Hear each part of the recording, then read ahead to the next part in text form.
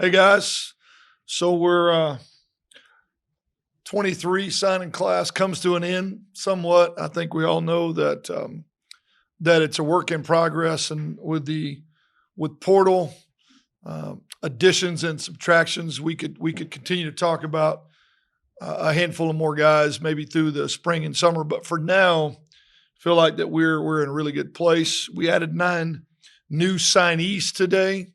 In addition to that, 6 preferred walk-ons, 1 already on campus from here in the state of Utah, and 7 commitment letters to young men going on mission. So, all in all, 20 plus players from the state of Utah, and then 9 signees that have not been announced in December signing class. So, a couple of these guys are already here on campus, but happened after we had spoken during the process of the holidays. And so we'll kind of go through those today. But we are down to really a full roster, the biggest roster we've had going into a spring practice that I can remember in my career as a coordinator or a head coach. A lot of guys here already introduced a big group of guys in our first January meeting. But there are a few that we did sign today that have not been here, won't be here until later, either in the semester or in the summer. And those guys include Jacob Hellman, is an offensive tackle from a California JUCO. He is a Salt Lake City, Ogden kid. He's a 6'5" offensive tackle that is here. We were able to get him here after the signing process and during the break, and he is a big, long developmental tackle that we recruited against Coastal Carolina. Took a visit here, and we were able to get him. He's on campus and doing well. He's a Utah kid, excited about what he can do. Reggie Foster, a running back that we signed this morning. He is a running back out of American Heritage High School in Florida. Unique situation with him. I had Power 5 offers coming out of last spring's kind of evaluation cycle. And then if you know much about American Heritage, ended up in a very, very talented room with one of the best running backs in the country who's been fought over by Ohio State and Miami through the entire recruiting process. So his carries went down, but we loved his athletic ability. We think he's a great project at the running back position and think he just needs an opportunity. You know, a kid that can be 200, 210 pounds and can run just needs to be in the right room. He could have transferred and didn't, stayed put and stayed there. And would have gotten a lot more carries that he transferred, but he loved where he was. I think we're getting a steal in him. I believe he's got a tremendous future ahead of him. Colby Bowman, a wide receiver, transfer from Stanford University. Now, he's not here yet. Will graduate here in early March and will enroll in our last 7-week cycle, very similar to what Calvin Tyler did a couple years ago coming out of Oregon State. But he wants to get that Stanford degree, and we want to be able to allow him to do that. But was a 4-star wideout coming out of high school out of California, out of Bosco, can fly, 6'2", 210, 4'4" guy. He's got a couple years left. Excited to have him. So we will get to see him in spring, but he won't be here for a few weeks. And then the last addition on offense was our last letter of intent to come across this morning in a big, tall, rangy wideout, Arcellus Johnson Jr., 6'5.5", 200 pounds, going to be 210, 215 once we put some weight on him, from a California JUCO out of L.A., high school there in L.A. Visited Nevada and us over the last couple weekends, committed to us this week, signed this morning, and he has a 6'7" wingspan. He's got a tremendous catch radius. Feel like we've really helped that room with the addition of him and Jackson Olson, who we've already talked about. Jackson Olson's 6'3.5", but his wingspan is 6'8". So trying to create length out there and give ourselves both speed. So Colby 6'2.5", Arcellus 6'5", maybe 6'5.5", and Jackson being in that 6'3" range. Feel like we've done a good job at creating length there.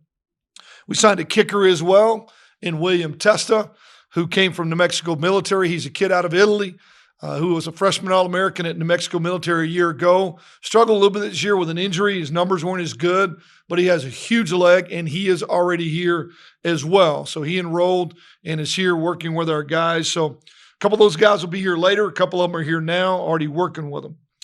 Defensively, we had a kid by the name of Chase Davis. He is a corner out of Dallas, Texas. He was committed to Arizona State throughout most of the recruiting process. We'd offered him early and would have loved to have recruited him early and really just got in a position where he wasn't recruitable. But we stayed in contact with him. When Arizona State staff changed over, he got left out. And we were able to grab him late, signed him during the break, had a chance for him to come on a visit after the holiday. And he's a 6'2.5" corner, 180-pound kid that we saw in camps and love just his versatility. Could play safety at some point, but we'll start out at corner. Devin Dye is a safety out of Palomar Junior College that we signed over the break as well. He is here on campus already, started with our guys. You may recognize that last name. His father is Jermaine Dye. He was a MVP of the World Series with the Chicago White Sox during his baseball career. He's got a brother that plays football at Kansas, a sister who may be the best athlete in the whole family, and he visited UNLV and us over the last few weekends of the process and committed with us and was able to go ahead and start this spring. So he is in spring practice with us, and you'll see him during spring ball. Last two guys are Fale Mosley and Vaughn Mamea. They are two big interior defensive line teammates from San Mateo Junior College, both 300 plus. Mosley about 310. Mamea maybe is close to 330 right now. We're going to trim him down a little bit, but two big interior D linemen. We had some guys leave and put their name in the portal. We expected those things to happen, and we were prepared. Both of those guys are on campus in spring practice and getting acclimated as we speak. And they'll bring size, physicality, and power to the interior. We lose a guy like Coleman at 280. We replace him with a guy that's 300, 310. We lose a guy like Phil, and we bring in a guy that's 330. So we've been prepared for some attrition, and I feel like our staff did a great job having guys ready to go. We are 99.9% done with the class.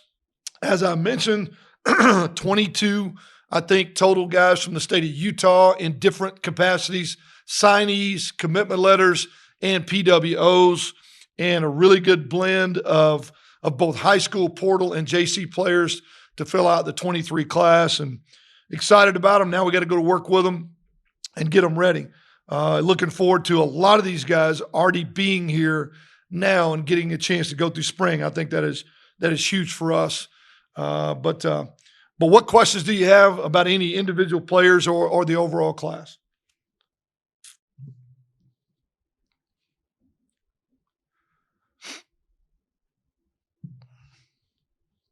We're either on mute or nobody has any questions, which would be okay. There we go. It's going to be the shortest press conference in history. You can go ahead first, then I'll wait. Thank you, Al. Coach Brian Phillips with Big Blue USU Aggie News. I've been looking at a lot of the film of most of the signees. One guy that kind of stands out is Kean Sloan. Like his speed, he may need to put on a little bit of weight, but tell me what jumped out to you guys about bringing him in, and where do you think he fits in a potential rotation?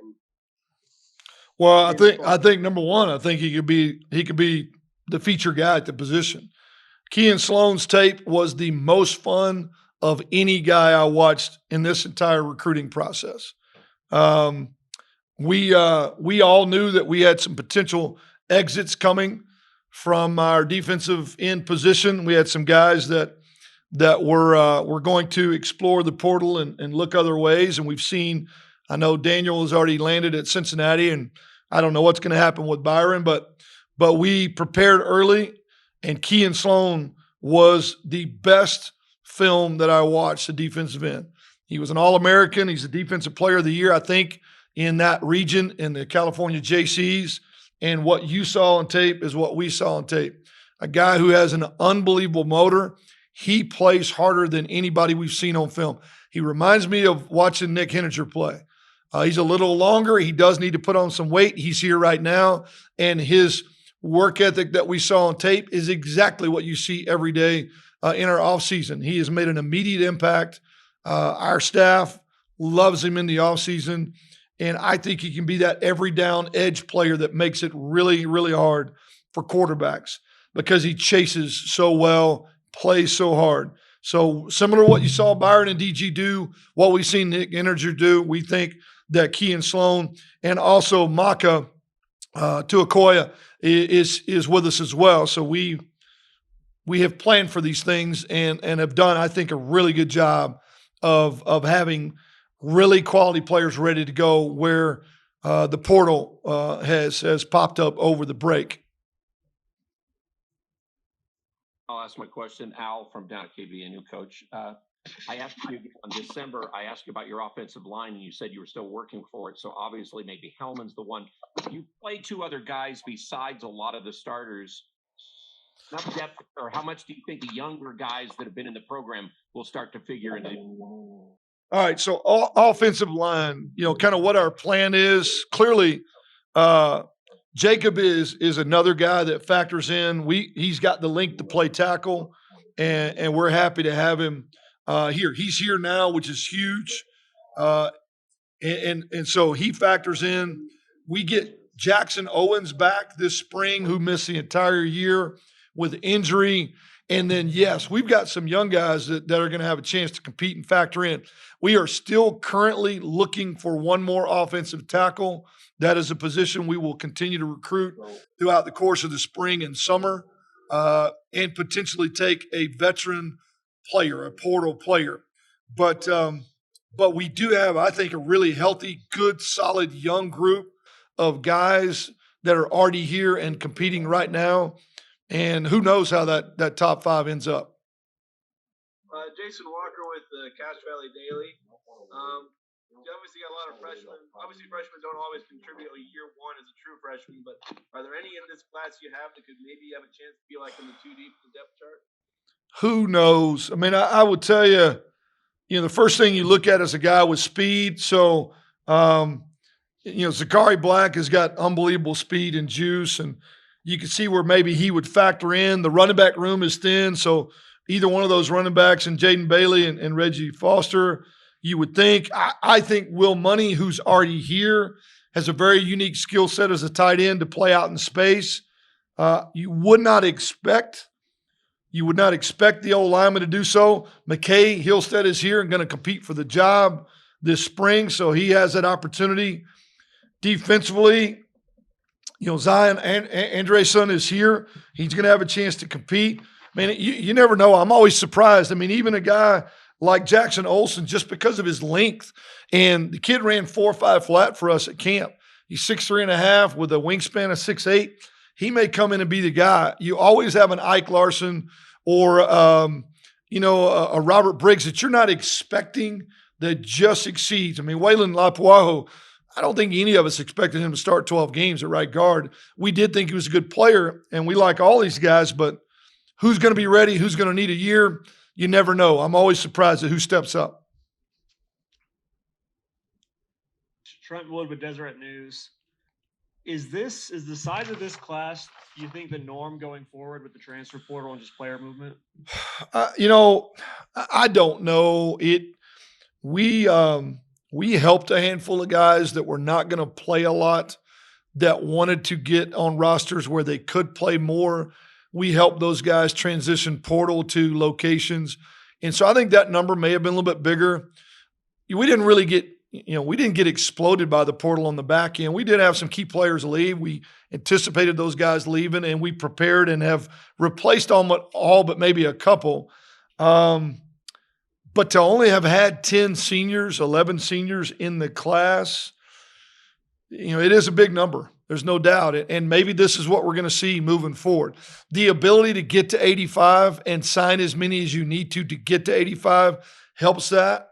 I don't know if that waiver is going to stay in place. If it goes back to only being able to take 25 a year, you're going to see smaller classes. But for now, with the waiver in place, the ability to replace anybody that leaves, if you're prepared and ready, then you have that opportunity, and we did that. Some of these guys, though, taking into account, 7 of these young men are from the state of Utah that signed commitment letters that are going on mission, and 6 other guys are preferred walk-ons. So, the number of signees today is a little skewed.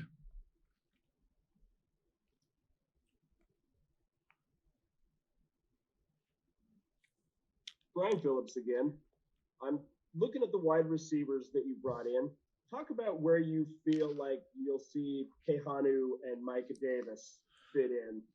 Well, everybody ought to know who Micah Davis is pretty good because we've seen him score on us a couple times. And since we talked last, he went on to win a national championship at his JUCO. We're going to start both those guys out on the outside and give them an opportunity to compete for starting roles.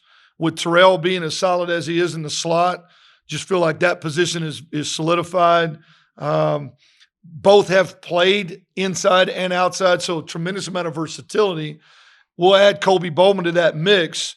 And so this spring, try to get as much competition as possible and see how guys develop. I would not rule out a guy like Malachi Keels, who's already here, a guy like Ryder McGilvery, who's already here, Otto Tia. I mean, I think this spring is going to be huge, but both those guys will start outside, Brian, and then we will see if need be to slide them inside. Now, when we go four wides and take the tight end off the field, either one of those guys could plug inside because both can really run.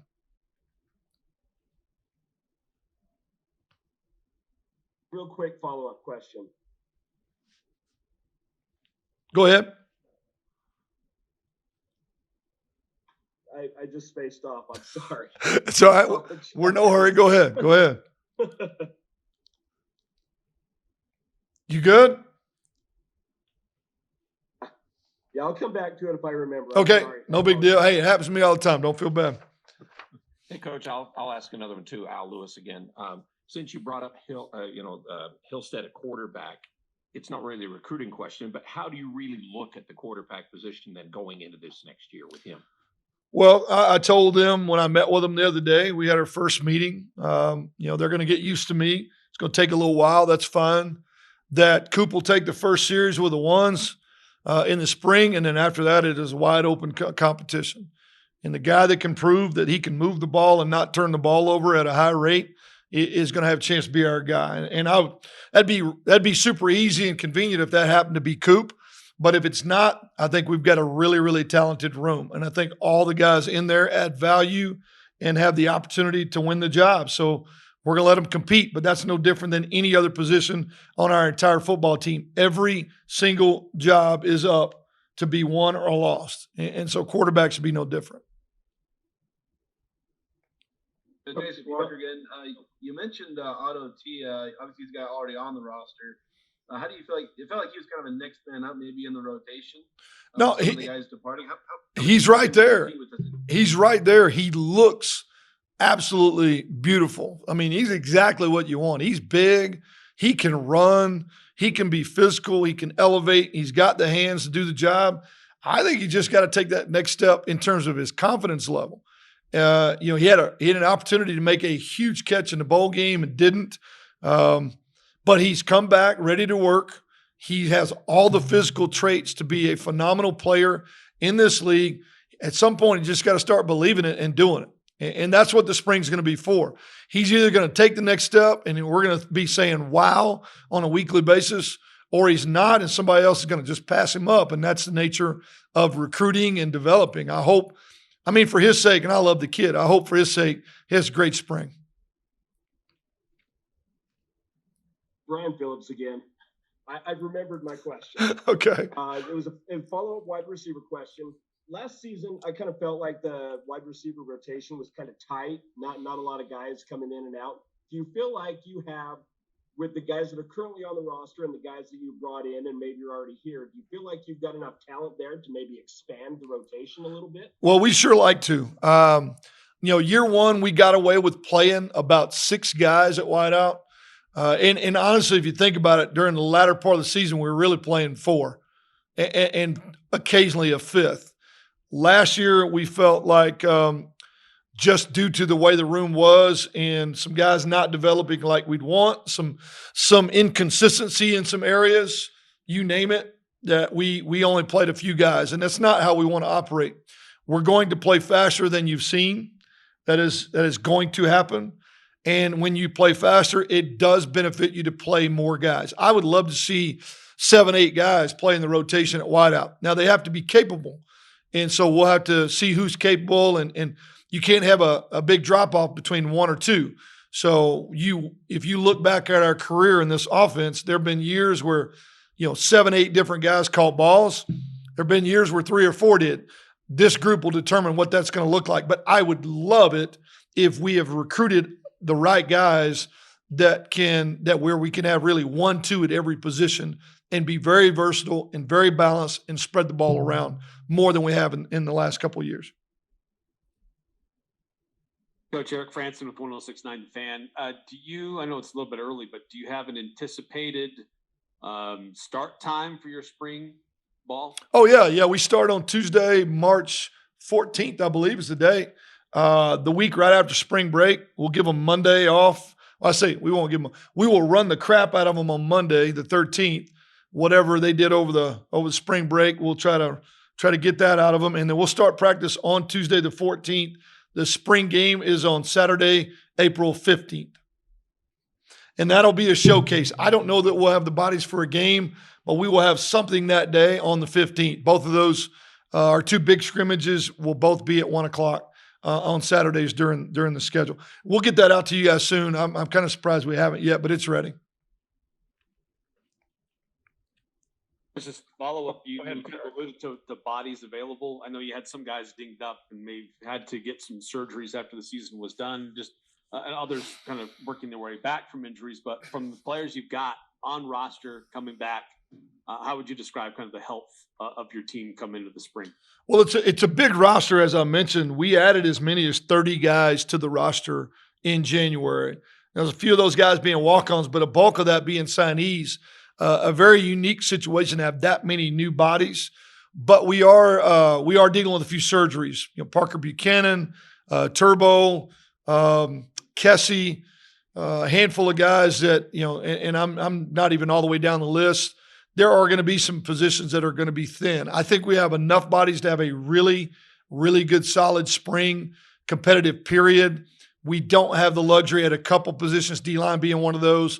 And maybe another position or 2. We're thin.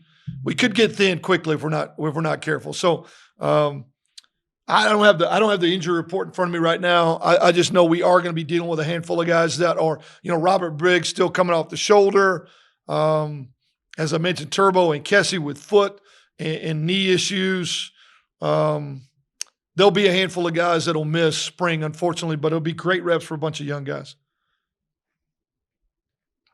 Question, Coach, in going into spring, then you're always wanting to expand and make every position better. You want to have young guys come up and all, but is there a particular room, as you guys call them, that you really got to see in the spring that's going to make your team better, do you think?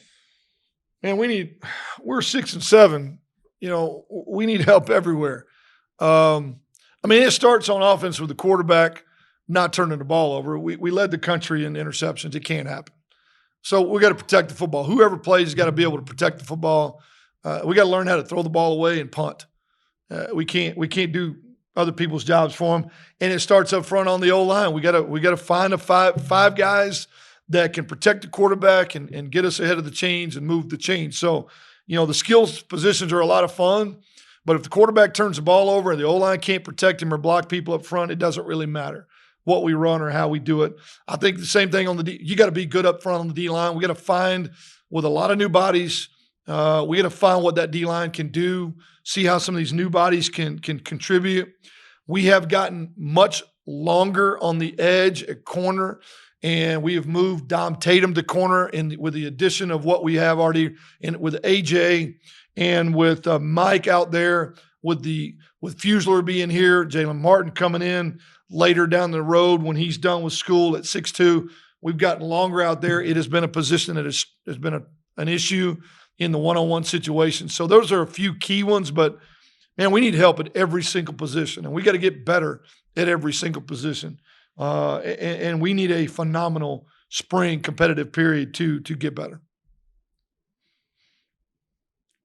Brian Phillips again. You just mentioned Dom moving to corner. Do you have any other position changes that you anticipate happening for spring ball, even if it's just like a trial period type thing? Yeah, let me think. I don't think we do, but I don't want to lie to you, Brian. I don't think we have anybody else that is moving positions currently. I think he was the only no-brainer move. He played corner. We need length there with Malone coming in and Ike developing like he has and Jabbar Strong and the safeties and Devin Dye. We felt like that was a move that needed to happen in his best interest in the teams.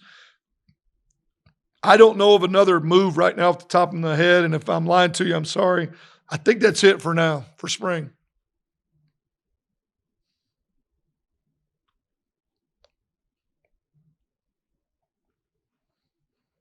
Anything else about recruiting, guys?